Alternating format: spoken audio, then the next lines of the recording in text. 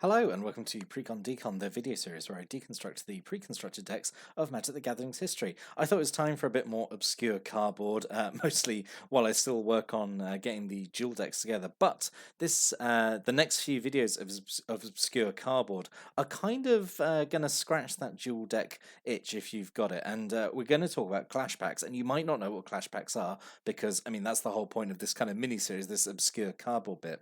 So let's go into those and talk about what those were. So a clash pack. There's only 3 of these, and they existed in this very essentially kind of like I would say like a transition period of Magic anyway, because it was basically they were all basically released around Theros and like Khans of Tarkir when like the card face was changing anyway. So there's going to be like in the all 3 of these products, like there's a mix of kind of like the older card faces and the newer updated ones that we have these days. And what a clash pack was, it's sort of like a combination of like starter sets and dual deck and event deck all together. So it was intended, I think, as a starter product. It contains 2 decks, so you'd buy it, maybe split it with a friend. If you were both getting into Magic, you'd take a deck each, play them against each other, and maybe after a few games of that.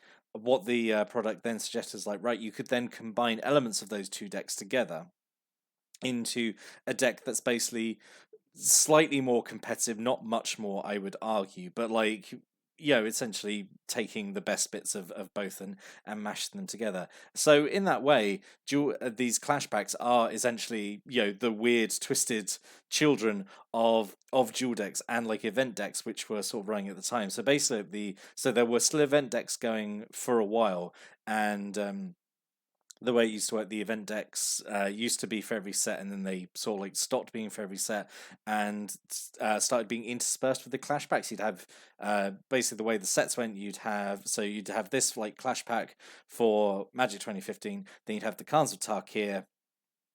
Khans of Tarkir event decks, and then you'd have Fate Reforged Clash Pack, and then Dragons of Tarkir as event decks, that kind of thing. So it'd work out that way. So they only did 3 of these, which is a shame because I think really like the intent of them is pretty good to serve as a starter set, as a 2-player starter set, and also then a way of teaching deck building. You combine the best bits together.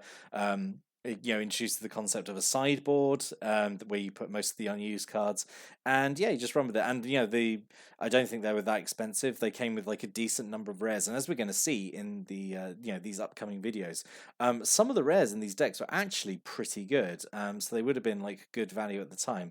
There's a card particularly in this one that I imagine would have meant this was difficult to keep on shelves, because I could see people buying it to get a guaranteed certain card that's going to crop up. So that's basically what clash packs are. The weird hybrid of starter set, dual decks, and event decks. So we're going to dive into this one. This is the first one, called Fate and Fury. So we're going to look at the Fate half side first, which is blue and green. So basically all these decks are 2-colored, and from what I remember, actually no, this is the only one that isn't. But they all basically share a color, and that's basically how you combine them into a single deck at the end, because there's basically kind of like one majority color between like the 2 decks, and then there's usually like a secondary color, and then the final deck is combining basically the best bits of both, I say, but there's still majority one color. So this one, so Fate. So we've got 22 creatures, 8 instants, 2 enchantments, 3 sorceries, 25 land, mana curve off to the side there. I won't maybe go into the cards that much, I don't think. Like I normally do, I'll try and maybe just whiz through them, because we've got 2 decks to cover, and I don't want this to be maybe a super long video. But the nice thing about clash packs as well, which is something to touch on now, is that I think it's 8 of the cards, so I think 4 per deck came with like new exclusive art, which is also like a really good reason to like pick it up, if you like collecting different arts and stuff. So the face of the deck is Prognostic Sphinx. So 3 in double blue, 3/5 fly. You discard a card to give it hexproof until end turn. It taps, and whenever it attacks, you scry 3. So like there's kind of like a big thing in here of kind of like scrying and ramp and stuff. It's kind of like just blue green ramp and just generally just kind of good stuff, honestly. One of the other rares is Prophet of Crufix, which is which is a really good card, I think, and it's really nice that it was in this deck, like with alternate art as well. So this was really nice at the time. So 3 green and blue for 2/3. You untap all the creatures and lands you control during each other player's untap step, and you can cast creature cards as though they had flash. Just super good. Like, obviously kind of expensive at 5. It's only 2/3, but like it's such a good ability. Basically, essentially giving you almost like 2 turns for every opponent's one, right? Because like you cast stuff on your turn, you untap during your opponent's turn, and then you can cast all your like stuff with flash and stuff. So yeah, super good. Lets you essentially double up on all your spells and land and stuff. So really great. Really like Prophet of Crufix. Then we've got a single Hypnotic Siren, single blue for a 1/1, has bestow 5 double blue, because it is from Theros, has like the whole bestow mechanic. So you can either play it as a 1/1 flyer, or you can bestow it onto a creature as an aura, and then it has this effect where you control the enchanted creature if Hypnotic Siren's an aura, and then when that enchanted creature dies, Hypnotic Siren jumps off and then is just back to being a 1/1 flyer. Really nice thing as well. This is a mind control effect that also gives evasion and +1/+1. So yeah, really nice. It's expensive, but you've got like a fair amount of ramp in here, I think. They've got 2 Thassa's Emissaries, so there's a lot of enchantment creatures in here as well. It's definitely leaning more into the Theros side of things, because Khans would have only just come out. I don't think. Oh no, actually no, Khans wouldn't have come out. This is for M15, and I don't actually think there's actually that many M15 cards in the deck. So Thassa's Emissary, 3 in a blue for 3/3. Again, it's got bestow, so either gives the enchanted creatures +3/+3, or it's a 3/3 crab, or and when it or the enchanted creature deals combat damage to a player, you draw a card. Yep, that's fine. 2 Nimbus Naiad and 2 Leaf Crown Dryad. These are based the same, just 2/2s, and you can bestow them, giving like +2/+2 and like a keyword ability. I think these are both absolutely fine little commons to have. They got 2 Omen Speakers, one in the blue for 1/3, that when it enters the battlefield you scry 2, which is quite nice. And a single Horizon Scholar, who's basically air elemental with a scry 2 as well. So there is like, is there I don't think there's enough in here to say there is a scry theme in here, but like it's obviously welcome that you have this, the scry effect. Obviously the Prognostic Sphinx lets you scry as well. So yeah, just like manipulate the top card of your deck. You've got like card draw in here because it's blue green. That's what it does pretty well. It helps you like ramp up and stuff. So yeah, I think it's okay. Got 2 Horizon Chimera, which was, from what I remember, I don't think it was in any of the Theros precons that I remember. So Horizon Chimera, 2 a blue and a green for 3/2 with flash, flying, and trample, which I think is like really like just incredible just for 4 mana, just that on its own. And then this extra ability, whenever you draw a card, you gain 1 life. I remember this actually was part of a combo back in M14 days, because there was the Archangel of Thune, which was like whenever you gain life, you draw a card. So when you had that and Horizon Chimera out, it was basically just like instant combo. But yeah, this is really nice in here, even without that kind of trickery in here. Just really nice in here. I say like flash, flying, and trample for 4 mana and a 3/2 is really nice, I think. Got 3 Kiora's Follower, blue and a green for a 2/2. You can tap to untap another type opponent. So kind of like ramp, that you would use this obviously you could use it to double dip on a land, give something sort of like pseudo vigilance. Yeah, really versatile card, really great. Really like it. 3 Vaporkin, just as a cheap flyer. Can only block other creatures with flying, but yeah, it's like fine, I suppose. And then 2 Frostlinks, 2 in a blue for 2/2. When it ends the battlefield, you freeze a creature for a turn, which is again like perfectly okay, I suppose. And then the other 2 more rares in the deck even. These are kind of spicy. So I really like Ether Spouts. So 3 in double blue. Instant for every attacking creature its owner puts it either on the top or the bottom of their library. So yeah, makes like token decks cry when they swing out and everything gets bounced. But even like they attack out with a bunch of non-token creatures. This can like just really mess up things. It just creates these horrible like decisions of like, right, okay, well I can stack everything back on top of my deck, so I'll get it back, but I'm locked out of drawing new cards because I'm just going to redraw all my creatures. Like, okay, well if I put them on the bottom of the library, then I'm not going to probably see it again, because bottom of the library is basically out of the game entirely. So yeah, for like 5 mana, I think it can really mess up like opponent's tempo. I think it's a really nice inclusion to have. Especially the deck feels kind of like more like slower, control-y, like kind of grindy. So yeah, it's nice. And then Curse of the Swine, which was actually in a couple of the Theros precons anyway. Only recently learned this has the nickname of Ham Nation, which I love. So X double blue. You exile X creatures, and for every creature that gets exiled, you make a 2/2 little piggy, which is really nice. Again, I really like these blue like polymorph like destroy effects, where it's like, the idea is being like you kill something really powerful, and like you give them like a pig, but like it doesn't matter because like you can deal with the pig as opposed to like whatever was there originally. So yeah, I really like this. This is really nice. And then 2 Divination, 2 Jace's Ingenuity, just for some card draw, and 2 Negates for a bit of counter magic. So yeah, these are all perfectly workhorse staple cards to have in here, I think. We've got 2 Grip Tides, 3 in blue to put a creature back on top of owner's library, so it's a time ebb effect, kind of expensive, but it's at instant speed, I suppose, so you could view it as a soft time walk, you're being very generous. A single Voyage's End, which I think is a real shame. I think the deck would have really benefited from having multiples of these, even just like one extra. I would have just taken out the Grip Tides, honestly, and just have 3 Voyage's End. I think that would have been really, really nice. But it's unsummon with a Scry 1 on it, which is, again, perfectly fine. And then 2 Pin to the Earth, 1 the blue. Aura goes on a creature and gives it -6, -0. In a enormous flavor fail, does not make it lose flying, which is I think just yeah, it's just very silly. Obviously, yeah, with a name like Pin to the Earth, you'd expect it to make it lose flying. But yeah, this obviously just makes a creature like completely useless. It's like, it's like soft removal. It's like essentially like a variant of like blue pacifism, isn't it? Rather than a lockdown effect, it's just like, oh, you just take away all its power and make it kind of useless. And then a single Temple of Mystery, at a time when the temples were kind of, I guess, expensive, like money wise. Like nowadays, like they get reprinted so often, like you could easily pick up a playset of temples. Hot take on this: I have never seen the appeal in these temples. Like they're just a guild gate with Scry 1, and I'm sure someone in the comments is going to be like, "Oh no, like the Scry 1 makes it super super valuable because of its deck manipulation." Like I get that, 100% get that, but like it's just a guild gate, and it's not even a gate. It doesn't benefit from that. So I have never understood like the hype of temples. But like at the time they came out, like they were, the hot new dual land, even though they come into play tapped. So I don't know. I suppose it's that Scry 1 that's putting a lot of the weight, I suppose. But yeah, I never understood it.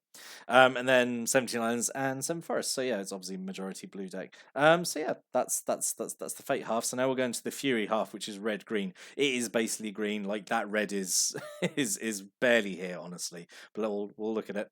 As you can see from the mana curve, seeing barely any red in it. But we've got 28 creatures, 6 instants, 1 enchantment, 25 land, and you'll see one of the lands, which is probably why this deck might have flown off shelves. Was really popular amongst people who were not the intended audience, probably.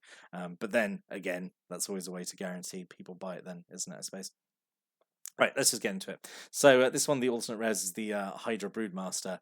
4 and double green for a 7/7. Double X and green Monstrosity X. So Monstrosity is one of my favourite keywords because it's a mechanic that's very flavourful and tells a story and is just, I think, pretty cool. So if the creature isn't monstrous, you put X +1/+1 counters on it and it becomes monstrous. And when Hydra Brewmaster becomes monstrous, you make X green Hydra tree tokens. So a whole bunch of X's there going on. So ideally, what you drop this turn 6, and then maybe like monstrosity it maybe the next turn, like you do just X's 3, and then you're making 3 through Hydras and also adding 3 counters onto it. To me, that's pretty good. I really like Hydra Brewmaster. Yeah, I think it's just really solid. It's just a really big, dumb, fun Hydra card, and with lovely alternate art here as well. And it would have been the foil face card as well, I think. And then we got a Genesis Hydra as from M15, so X and double green for a 0/0. When you cast it, it comes in with X +1/+1 counters like standard Hydra. And when you cast it, you reveal the top X cards of your library, put a non-land permanent card with mana value X or less from amongst them onto the battlefield, and then shuffle the rest of your library. So a lot of the stuff in the deck is actually kind of expensive, but like this is something you could, I guess, like nicely ramp into, like drop it for like maybe like 4 or 5, so it comes in 7 mana. There was a little bit of ramp in here from what I remember, I think.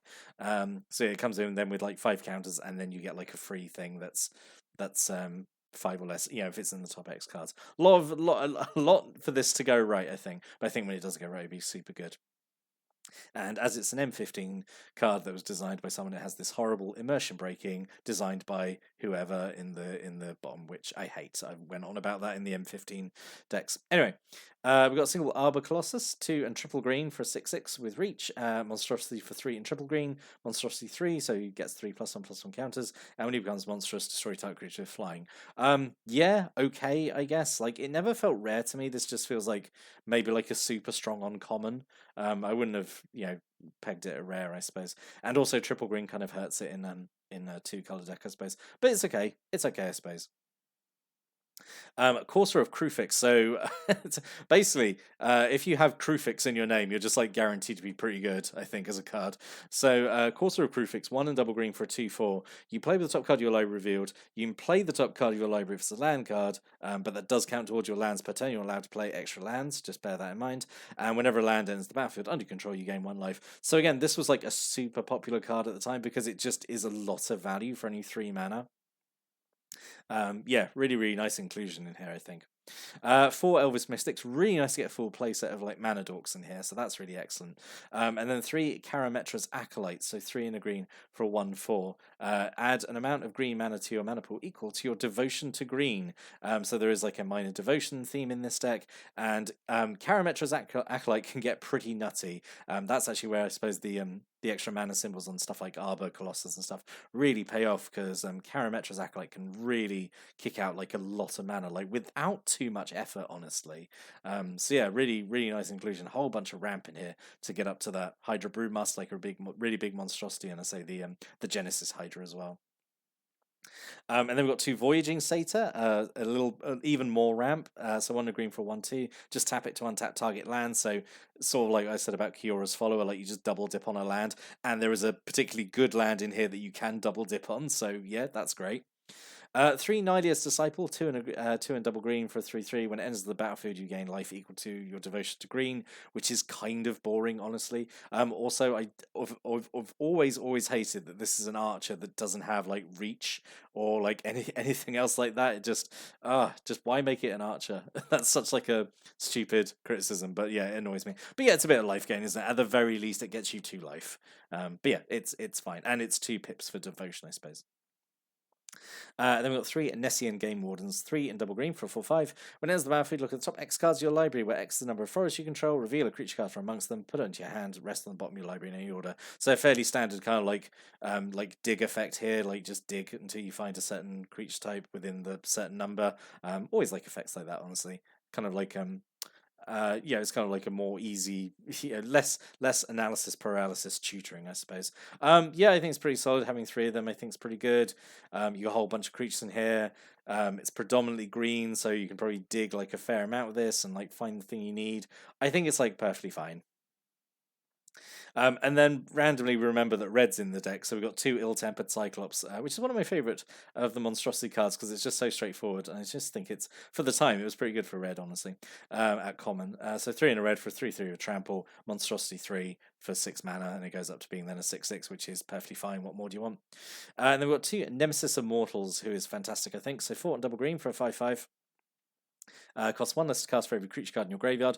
The deck doesn't have like a particular like heavy like graveyard milling theme and stuff, so that's kind of coincidental. But you do have a lot of ramp, so one way or another you're probably getting this for cheaper than you should. And then 7 double green Monstrosity 5 and Nemesis Immortals. I remember saying this in the Theros Precon review, but like it's like such a frustrating like what could have been, that like Nemesis Immortals is like pretty much the only card with monstrosity that like has a way of like changing its monstrosity cost, so it's a monstrosity cost 1 less to activate for every creature card in your graveyard. And I remember saying it back in one of the, because there was like 3 monstrosity decks in the Theros Precons, and just like it's such a shame we never got like more of these things, like like, oh, the monstrosity costs 2 less to activate for every like instant or sorcery you cast this turn, or like if a creature's died this turn, or how many other cards you've drawn this turn. I just think monstrosity was like a really underused mechanic, and I will die on the hill that it should have been reused in Ikoria rather than mutate. That's the hill I'm going to die on. Anyway, Nemesis Immortals is like perfectly fine. It's a big snake, and it can become an even bigger snake. Like, what more do you want? And then we got 2 Reclamation Sage, 2 in a green for a 2/1. When it ends the battlefield, you naturalize, which is, again, perfect bit of utility. 2 Generator Servants, so 1 in a red for a 2/1. You can tap and sacrifice it, add 2 colours to your mana pool. If that mana is spent on a creature spell, it gains haste until end of turn, which is quite nice considering how many big creatures you've got in here. Little fun trick with this is that you can split that mana between 2 creature spells, and they will both get haste. So that's pretty. There we go. That's my little strategy hot tip there. But yeah, I think this is really nice. I actually would have liked an extra one of these instead of the Nessian Corsair, and I have no idea why the Nessian Corsair is in here. Just 2 in a green for 3/3, does nothing else. Should have been 3 Generator Servants to help with the ramp and like getting a big creature out and immediately giving it haste. I think that would have been much better personally. And then the 2 more like alternate arts from the deck. So one of the other rares is Fated Intervention. 2 and triple green. You make 3 for 3. You make 2 3/3 green Centaur enchantment creatures, and if it's your turn, scry 2. So there's a whole bunch of these Fated X spells in. I think this is Born of the Gods, and yeah, it was like there were instants, but they had scry 2 if you did them on your turn, and most of them were pretty bad from what I remember. They were like just aggressively mediocre. I remember the black one maybe being a bit alright. I think it actually was the focus of like one of the event decks. Maybe I remember it being used as the box art, but yeah, these were basically okay. And then, for some insane reason, they gave Font of Fertility of all things alternate art, which is it's a very nice alternate art, but like, why Font of Fertility of all cards? 1 green mana, enchantment, you pay 2 and sacrifice it, and you just search for a basic land. Like, of all the things to give alternate art to, why Font of Fertility? There's absolutely nothing like rampant growth enchantment. It's just, oh, very silly. I would love to know how they decide what cards get alternate art in these kind of products. And then like a smattering of red burn. So single Boulderfall, which is just bad, 6 and double red, does 5 damage to as you choose amongst any number of targets. It's in speed, but it is also 8 mana, and like it's just bad, just bad. Should have had an extra lightning strike, and then we could have had 3 lightning strikes, and it would have been pretty good. Yeah, lightning strike's obviously great. And then 2 plummets to destroy target creature with flying. Sure. To be fair, if you were playing the decks against each other, that'd be pretty good. Right, let's talk about the big money card in here. Nixos, Shrine to Nyx. Legendary land, taps give you 1 colours, or you can pay 2 and tap, choose a colour, add your mana pool, an amount of mana to that colour equal to your devotion to that colour. So we've got predominantly green, so this is normally going to turn 2 mana into like 8, and you've got the Sated Wayfinders who can then untap this and you do it again. So you can do some really crazy ramp with this. And I say this is the card that I probably guaranteed that this product absolutely like flew off shelves, because like this is still like a really good card, and goes for quite a lot, because I'm not sure if it's been reprinted. Or if it has, like maybe in a secret lair or something, where it probably commanded an even more ridiculous price. But yeah, this is a great card to include here, and a really good incentive to pick up the product. And then 15 forests and 9 mountains. I do think that's just too many mountains. Like, there's hardly any red cards in here. Like, the red cards in here do not help the deck at all. Like, this Fury side should have just been like mono green, and it would be 1,000 times better, I think. Right, and then this is like the suggested final combined deck list. I'm not going to go through the whole thing again, because like it's just cards that we've just talked about. But this is like what they suggested to put together. Some immediate things. I don't know why you would have like some of these cards in here. Like, why include Nessie and Corsair in the main? Like, you've got all this choice, and you include Nessie and Corsair in the main deck. But yeah, this is how it's suggested you put together. So it's basically using all the rares, which I think is like 8 or 10 rares. Admittedly, they're all like one of, so it's still like not super great maybe. And you combine it into a single like green and blue deck.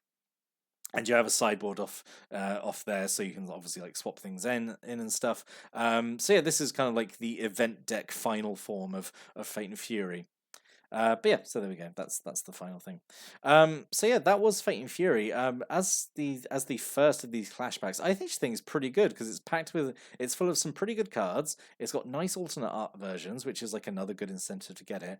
And I do think the idea is genuinely pretty good. Like, to present this as kind of like a starter set, like, for 2 players, and then like with this guidance of how you mash the best bits of those two decks together to make something that's like a little more competitive. Like, yeah, you probably still wouldn't do great at like Friday Night Magic or whatever, but like it's obviously at like a different level than just like a standard precon, which would get absolutely steamrolled. At least this way might have a bit of a chance.